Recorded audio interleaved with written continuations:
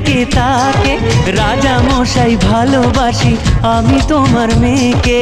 তাহলে তো ভীষণ বিপদ। এখন কি করে বলে সে আসল কথা, ভেবে ভেবে রাজকুমারীর মনে ব্যথা। এক যে ছিল রাজার কুমার।